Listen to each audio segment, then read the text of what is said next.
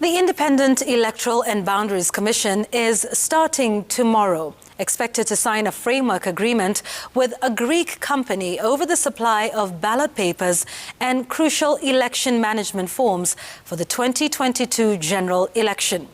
This comes even as IEBC got a reprieve after the High Court overturned an earlier decision by the Public Procurement Review Board, nullifying a tender issued back in April for the supply of election technology.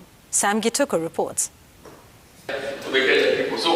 Should IEBC finalize on the framework agreement for the supply of ballot papers this Friday, they'll be at least one step ahead in preparing for the 2022 general election. A Greek firm informed Lykos was identified 2 weeks ago as the best bidder for the supply of ballot papers, voters' register and results declaration forms. IEBC has been waiting for the lapse of 14 days since settling on the firm before signing the agreement. The Commission is, however, yet to decide on the number and look of supplies it needs, as such a decision will depend on the number of registered voters, the number of polling stations and candidates, all of which will be known early next year. With the framework agreement, IEBC will remain with just placing an order and will be charged as per the agreed price margins.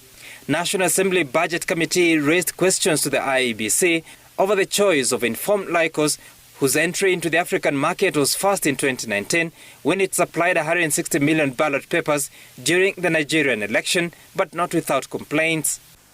In the meantime, the High Court has overturned a decision of the Public Procurement Administrative Review Board that had nullified IEBC election technology tender on grounds it had not factored the scope of local content. Justice Jairus Nga found that the review board admitted an application that should not have been granted since a person who did not qualify as a bidder filed it out of time. IEBC is now back to reviewing the tender applications before it.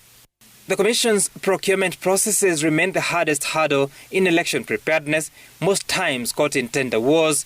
On 14th of April this year, IEBC advertised the election technology tender that was to close a month later, but extended the deadline to 18th of June. On that day, IEBC opened the received bids, 8 of them recorded. Nearly 2 months later, Risk Africa Innovatis challenged the tender process at the review board. On the 1st of September, the board returned a verdict agreeing with the applicant. And then on 17th of September, Smartmatics International Holding, one of the bidders shortlisted, filed an application at the High Court challenging the board's decision that had ordered IEBC to retender the election technology by mid-October. The High Court has now agreed with the firm and cleared IEBC to resume evaluating the bids received. 5 companies are under consideration for the KIMS technology. We are finding ourselves in a place where we, of course, have to reuse the technology we have, buy a few more kits to replace the ones which are damaged, and all in accordance with the law which is laid down in the Elections Act. IEBC will also spend on an election management software that can register voters in future, identify voters at elections, and transmit election results. Gituko, TV, Nairobi.